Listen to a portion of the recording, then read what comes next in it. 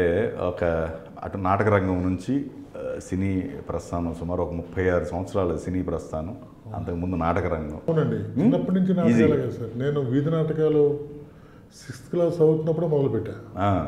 కాబట్టి ఆ ఏజ్ నుంచి చదివితే మాత్రం డెఫినెట్గా మనకి అప్పటి నుంచి కళాకారులు ఉన్నాయి. సో చిన్నప్పటి నుంచి నాటకాలు. సో భీమవరం ఆ చుట్టుపక్కలంతా నాటకాలు ఆడేవాళ్ళ? అంతేనండి, చుట్టుపక్కల అంటే యాక్చువల్గా పల్లెటూరులో వీధి డ్రామాలు వేసేవారండి కదా. ఆ వీధి నాటకాలకి నేను ఒక ఆర్టిస్ట్గా వెళ్ళటం, ఒక 7-8 నాటకాలు ఆ ఊర్లో వేయటం జరిగింది. నేను ఒక ఆర్కెస్ట్రా రన్ చేసామండి, నేను మా ఫ్రెండ్ మోహన్ అని చెప్పి ఇద్దరం కలిసి. Okay okay. ఒక ఆర్కెస్ట్రా ఈ గాలివాళ్ళు వచ్చి ఊర్లు కొట్టుకుపోయిన టైంలో వాటిల్లోనూ అంటే ఊరూరా ఇచ్చారా అని అడుగుతున్నారు. కాబట్టి నేను చెప్పేది ఏంటంటే అంటే కళా పరిషత్తులు ఉంటాయి కదా అప్పట్లో, ఆ కళా పరిషత్ అలా వాటిలో కాకుండా వాటిలో ఓకే పాలకొల్లు కోడి రామకృష్ణ గారి పరిషత్తు, గుంటూరు, ఎన్ని పరిషత్తులకు వెళ్ళామండి. ఈ నా మ్యూజికల్ ఆర్కెస్ట్రా తోటి డబ్బులు పోజేసేవాళ్ళం.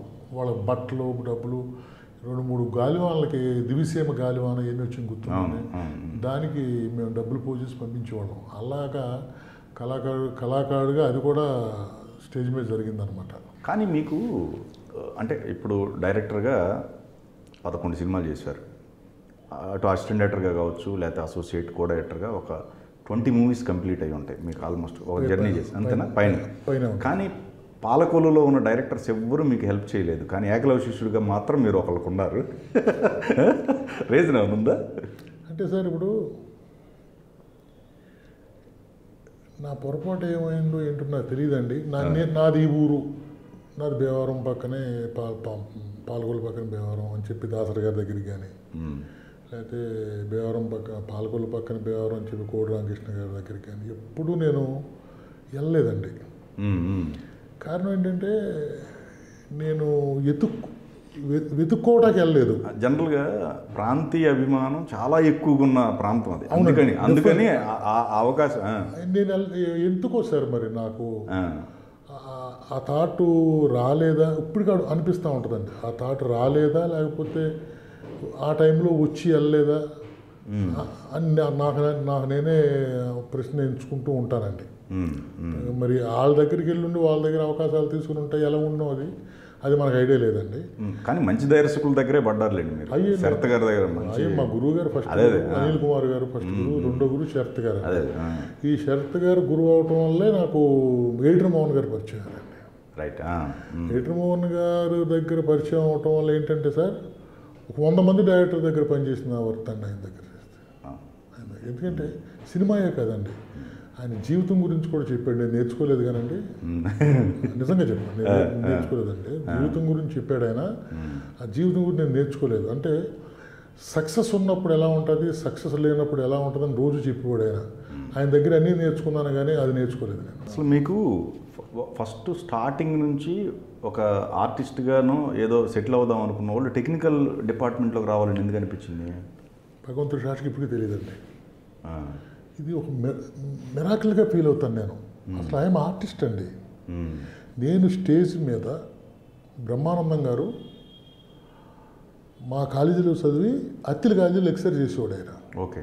ప్రతి ఆదివారం శనివారం ఇక్కడికి వచ్చేవాడు ఆయన, ఇక్కడికి భీమవరం. మరి పాత లెక్చరర్స్ కదా, అదే సరదాగా వచ్చి 2 రోజులు స్పెండ్ చేసి వెళ్తూ ఉండేవారు. మేము రిహార్సల్ జరుగుతూ ఉండి. ఓకే.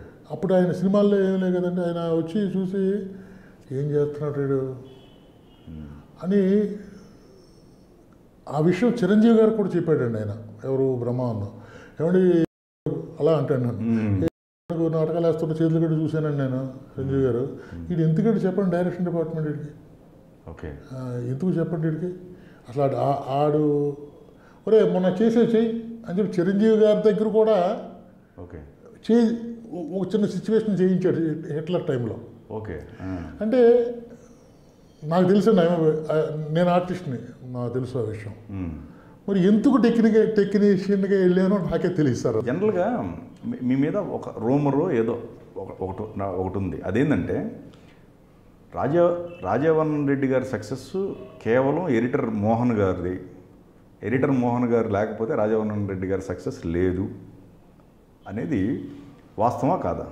అంటే సార్ ఇప్పుడు ఏమండి ఇప్పుడు ఇది అంటే ఇది కొంతమంది నాకు కొడుకులా చూసుకున్నాడు 9 సంవత్సరాలు. అవును, పెద్ద కొడుకు అనుకునేవాడు నేను, ఆయన అలాగే అనేవాడు. వాళ్ళ అమ్మగారు నన్ను కొడుకు కిందే చూసింది. నేను ఇంటికి దీపావళికి పండగకు వస్తూ ఉంటే 2 కేజీలు స్వీట్లు కొనుక్కి అమ్మకే నాన్నకే పట్టుకెళ్ళమని ఇచ్చేవారు. మా అమ్మ నాన్న వాళ్ళు చూడలేదండి అప్పుడు. ఓకే, తెలియదు వాళ్ళు. ఏదన్నా ఫంక్షన్ అయితే నేను ఇంట్లో ఫస్ట్ ఉండేవాడిని.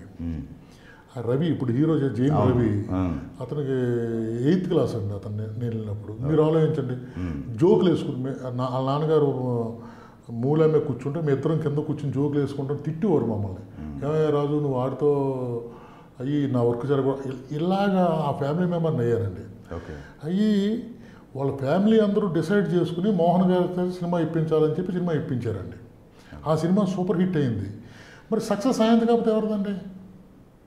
జీవితంలో ఒక దారి చూపించి కొడుకుని చూసుకుని ఒరే నువ్వు వెళ్ళిపోరా ఈ సినిమాతోటి అని చెప్పి ఒక సక్సెస్ ఇచ్చి బయటికి పంపిన వ్యక్తి ఆయన ఇవ్వకపోతే ఇంకెవరు ఇచ్చినట్టు? ఆయన ఇచ్చినట్టే కదండి. అయితే దాంట్లో క్లారిటీగా ఉన్నారు మీరు. తర్వాత గ్యాప్ రావడానికి రీజన్ ఏమైనా ఉందా? అంటే తర్వాత ఎందుకంటే క్షేమంగా వెళ్ళి లాభం అది తప్పండి, అది తప్పు. ఎందుకంటే మీరు అడిగిన దాంట్లో అర్థం ఇప్పుడు నాకు అర్థమవుతుంది. ఏటర్ మోహన్ వెనకాల ఉన్నాడు కాబట్టి ఆ సినిమా హిట్ అయ్యింది, ఆయన లేడు కాబట్టి మిగతా సినిమాలు హిట్ లేదు అన్న థాట్లో మాట్లాడారేమో అనుకుంటున్నాను. అంటే దాని గ్యాప్ కూడా రావడానికి అంటే క్షేమంగా వెళ్ళి లాభం. ఇప్పుడు ఎలా అంటే సార్ 5 ఏళ్ళు సమానంగా ఉన్నామండి. రైట్, ఈ పక్కదేనండి, ఇది ఎంత డిఫరెన్స్ ఉంది చూడండి. అలాగని చెప్పి ఏటర్ మోహన్ గారు సినిమా ఇచ్చారు కాబట్టి సక్సెస్. 2వ సినిమా హిట్ అవ్వాలని ఎక్కడా లేదు సార్. అసలు అది హిట్ అవ్వాలంటే మాత్రాన మనం ఎదవలేమని కాదు, చేయలేమని కాదు. మరి ఆ తర్వాత ఆదివారం ఆడవాళ్ళకి సెలవు అనే సినిమా అదే ఓకే ఏమండి. ఆ తర్వాత ఎవరూ లేకుండా వెనకాల ఎవరూ లేకుండా ఒక ఇంగ్లీష్ కథను తీసుకుని దాన్ని పిక్చరైజ్ చేసి 2 నంది అవార్డులు తీసుకున్నాం. దాని వెనకాల కూడా ఎవరు లేరు కదండి టామీ సినిమాకి. కాబట్టి సక్సెస్ వచ్చినప్పుడు ఆ వెనకాలను తోసేడిని అంతునాడు పైకి వచ్చాడు, అది నేను నమ్మనండి. ఓకే, మోహన్ గారు నాకు లైఫ్ ఇచ్చారు, అది కన్ఫర్మ్ పక్కా. కానీ మిగతా సినిమాలకి ఆయన లేడు కాబట్టి సక్సెస్ లేదంటే అది మా టైం అదే, మనం ఏం చేయలేమండి. సుకుమార్ గారు మీ అసిస్టెంటే కదా? సుకుమార్ అసిస్టెంట్ అంటే క్షేమంగా లాభం గారండికి ఆయన పనిచేశారు సార్. ఓకే, అతను ఫస్ట్ పిక్చర్ ఏదండి. అదే యాక్చువల్గా రైటింగ్ సైడ్ వచ్చారండి వచ్చాడు తను. వచ్చిన తర్వాత షూటింగ్ రేపు అనగా ఏటర్ మోహన్ గారు ఇలాగా ఈ దగ్గర అప్రెంటిస్ పెట్టుకోవాలి అంటే అదేంటి అప్రెంటిస్ ఏంటి సార్? ఈజీ అతను భావి పౌరులకి తరాలకి ఎంతోమందికి అతను టీచింగ్ చేసి వచ్చిన అతను అప్రెంటిస్ అనొద్దు, అతనికి వర్త్ ఉందనే కదా మీరు పిలిచి పెట్టుకున్నారు ఏంటి రైటర్గా. కాబట్టి అతనికి అప్రెంటిస్ అన్న కానీ సూట్ కేసులు అయ్యి మోయించడం నాకు ఇష్టం లేదు. సినిమా పనిచేస్తాడు, డైరెక్షన్ డిపార్ట్మెంట్లో పనిచేస్తున్నాడు. అప్రెంటిస్ అసిస్టెంట్ కోఆర్డినేటర్ ఏం పేర్లు పెట్టొద్దు సార్ అని చెప్పి నేను నా చాలా బాగా క్లోజ్గా ఉంటుంది, చాలా క్లోజ్, మంచి ఇంటెలిజెంట్. నేను చెప్పక్కర్లేదు, సినిమాలో చెప్తాను. ఇకపోతే సార్ మీరు మీ మొత్తం జీవితకాలంలో నష్టపోయిన సందర్భం ఏంటి సార్? ఇప్పుడు మానసికంగానండి, ఫైనాన్షియల్ వదిలిపెట్టాను సార్. ఓకే, అంతా కూడా మా తాతల 3,000 ఎకరం 3 సెంట్లు లేదు. ఫైనాన్షియల్ మ్యాటర్స్ కంటే కూడానండి సక్సెస్ లేకపోతే మనిషి దగ్గర కరోనా డెడ్ బాడీ అని చెప్పి నాకు లేటెస్ట్గా తెలిసిందండి. లేటెస్ట్గా అంటే గురువు గారు చచ్చిపోవటానికి ముందు తెలిసింది, 2-3 సంవత్సరాల క్రితం తెలిసింది నాకు. అప్పుడు కరోనా పేషెంట్ని భార్య వదిలేస్తుంది, భర్త అయితే భర్త చచ్చిపోతే భార్య భర్త తల్లిదండ్రులు పోతే కొడుకులు, ఆ బాడీ మాకొద్దు మీరే తీసుకెళ్ళిపోండి. అంటే సక్సెస్ కూడా అటువంటిదేనండి. సక్సెస్ లేకపోతే కరోనా బాడీ కంటే దరిద్రంగా చూస్తారన్న విషయం అదే నేను అది నా మనస్సు మాత్రం. ఇప్పుడు ఎమ్మెల్యే లేదనుకోండి, అదేలేండి పవర్ ఉన్నప్పుడే మా ఎమ్మెల్యే లేదనుకోండి ఆడ గౌరవం ఉంటుంది సార్.